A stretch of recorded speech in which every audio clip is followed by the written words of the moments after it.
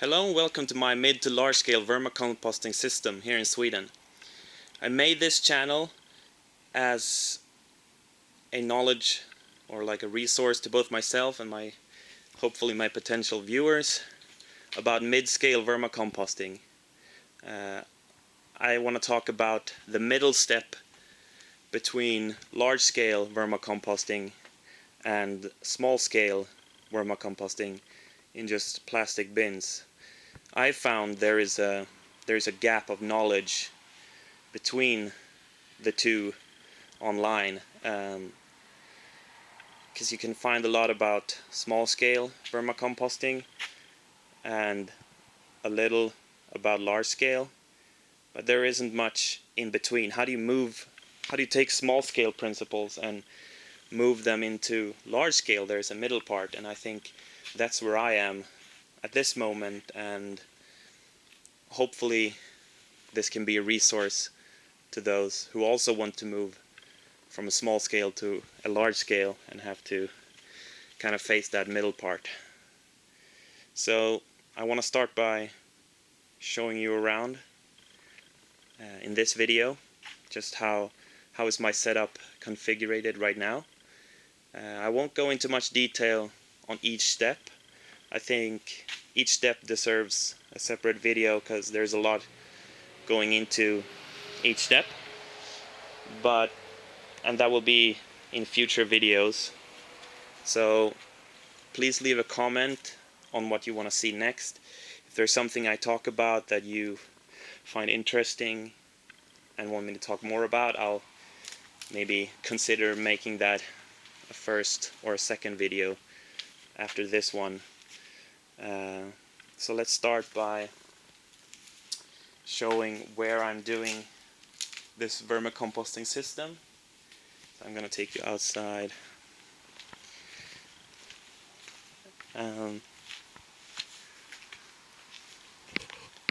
So this is the building where I have my vermicomposting system. It's located on an old plant nursery here in Sweden, which is not in use right now, so I get to rent it and just have my worms in this big red building. My feedstock, I get fruit and vegetables delivered right here, and it just says that they drop it off here, and I mince it with this to get it into smaller pieces. So I just put the fruit in there into this, and I get it into smaller pieces that I take a wheelbarrow and take it up there into that greenhouse where I pre-compost it. It's not optimal right now. I don't want to do the pre-composting up there, but I do need a roof over the composting to keep out birds and rain. So that's what I'm doing right now. It's not optimal. I'm looking to change it, but that's where I'm doing my pre-composting. And then I'll bring it down here again with a wheelbarrow, and I'll put it into that storage bin over here. You can see here is some pre-made compost already. So this was food scraps and some grass clippings and then wood shavings. And now you can't see the fruit or vegetables anymore. It's just so it's pre-composted. It hasn't gone through the full composting cycle. It's only been through a 10-day pre-composting cycle, which I monitor up here. I've started a new one, so I monitor the temperatures over a 10-day period, and I want to keep it over 65 and rotating the material into the middle. So basically just pre-composting it for 10 days. And then I'll take this material and put it on my beds over here. So I fed this one, I think it was 2 days ago, and they've smoothed it out a little bit, and they're just beneath the surface digging into the thin layer of pre-composted food waste that I put on here. Yeah, so they work through that, and I'll put another thin layer after this. So these two beds out here are relatively new. And this one also got fed. I think there are fewer worms in this one at the moment.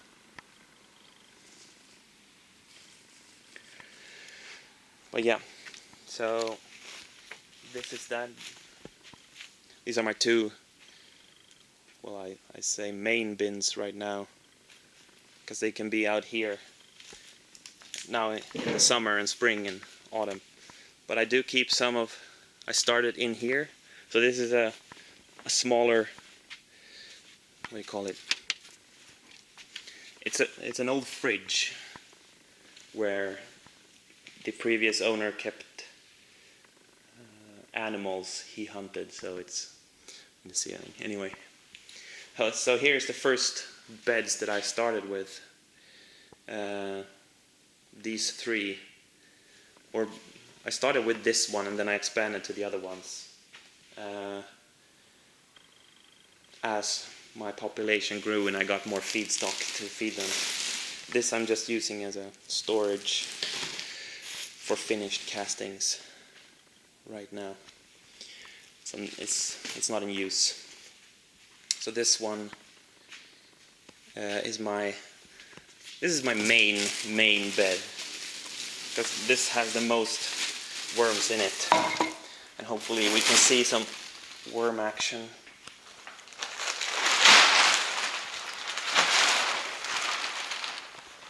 So here is all of the worms on top. So this is also fed 2 days ago. Maybe you can see the line. I started here with the feed on over to that side, and they just move with that material from the left, down, consuming it to the right. So now they've started to, that's the line where they're at feeding right now. So you can see that it's coarser, fresh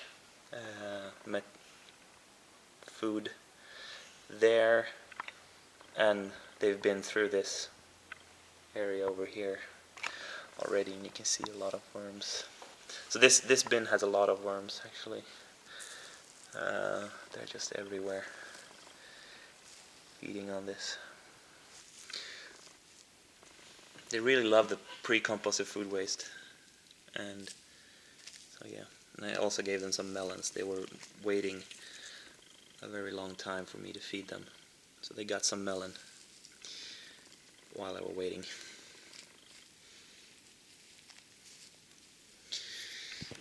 But yeah, so, and all of my beds right now, I'm using a horizontal migration system,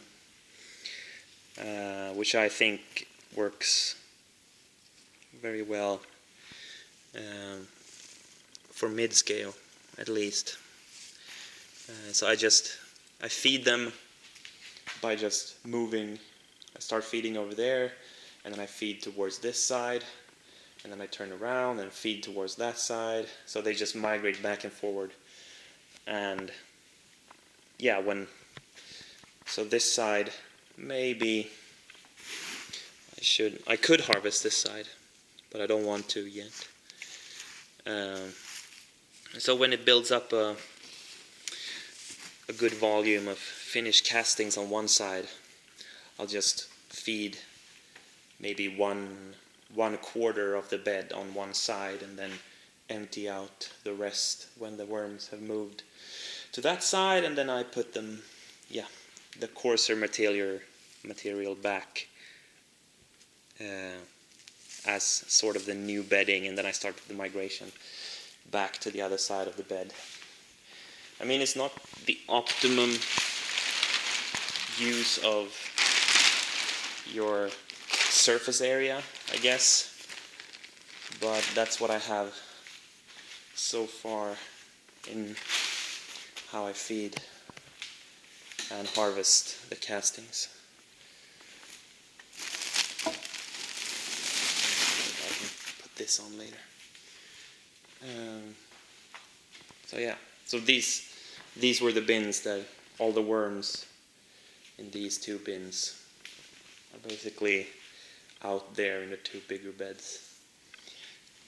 And over here is my sifter.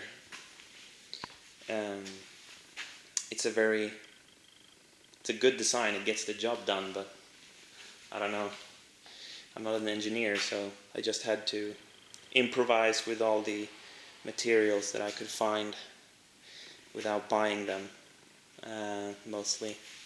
The only thing I had to buy was this perforated aluminium. I think it's a 3mm size, which lets the fine castings through and not the worm eggs. Some worm eggs get through, but it's a lot fewer than if you would have a bigger holes. So this is basically just suspended on these four sides over here, and I have a sanding machine that vibrates, and the material moves down over the edge, and large pieces are collected on this side, and the fine castings are collected in these, I don't know if it's a boat or what it is, but I collect the castings in there, and from there I can put it in bags or storage. So yeah, that was a quick show about where my castings are made and the sorting area. And there's also this bin over here. This is a relic that I keep because this was my first ever worm bin 5 years ago, and I started in my kitchen at home, and with 200 worms from a bait shop, which is not recommended, by the way. So I've had my fair share of fruit flies and problems, but yeah, so this was the first bin. And all the worms in all of these beds are, both that one and these two out here, they're all from those 200 worms. So I figured I didn't buy, or I don't want to call it cheating, but I didn't cheat by buying a pound or bought more. I grew the population step by step, and learned along the way. So, but I do recommend buying. If you want to start, don't start like me with only 200. Start with a pound or something, kilogram in the metric system. Anyway, and over here is my bagging area, I suppose. I got my bags up here. I have the 10-liter size and the 25-liter size. I also have these. So this is only a 1-liter bag. And this is, I think, half a liter. Or this is 750 milliliters. And I'm experimenting with another smaller bagged product, which is basically, it says Vermicast tea, and for those who know what Vermicast tea is, this is not what it is. So the word tea in this sense is sort of marketing to customers, to tell a little bit about the use.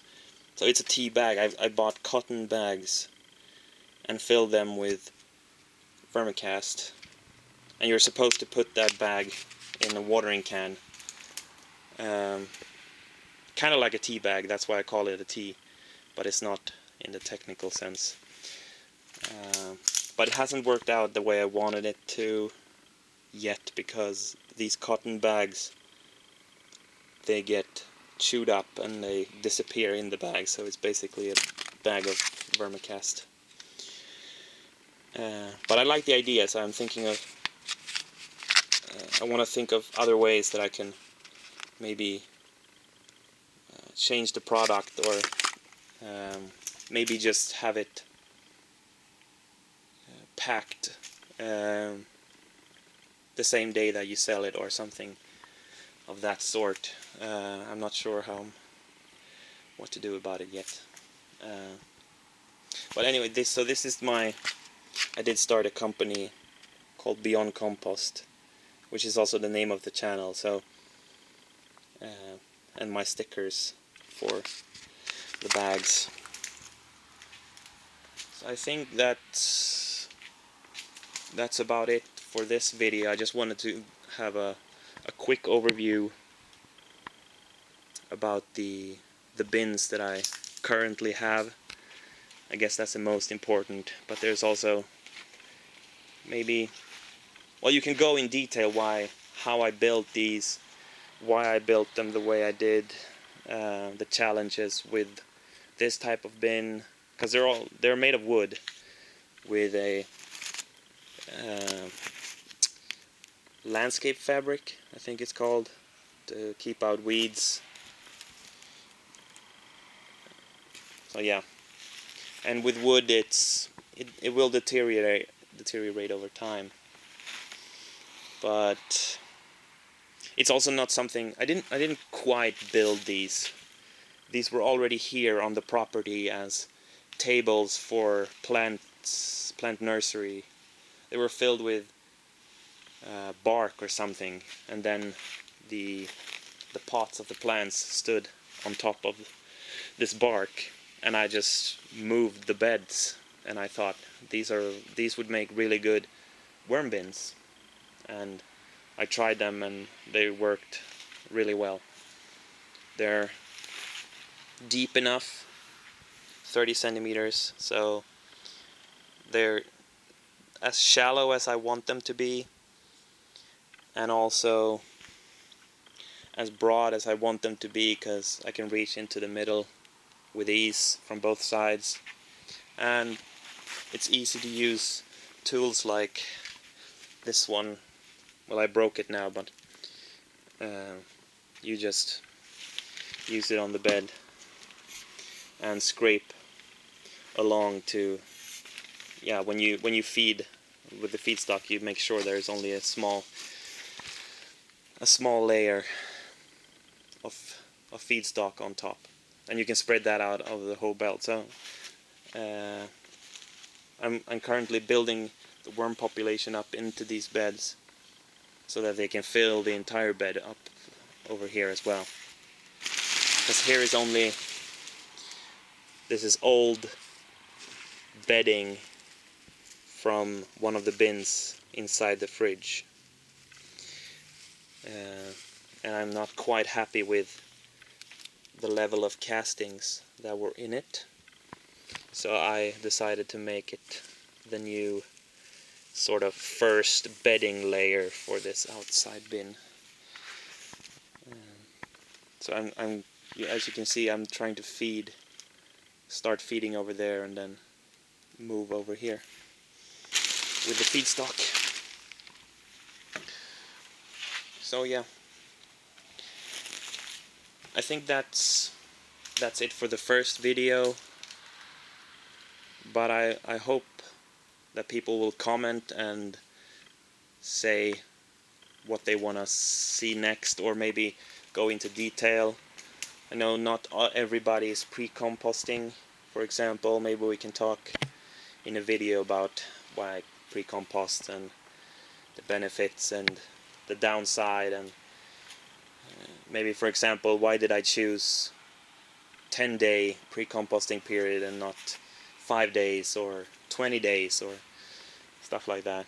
So that's things we can cover in in future videos. But as I said, comment and leave a like, and I'll see you again soon.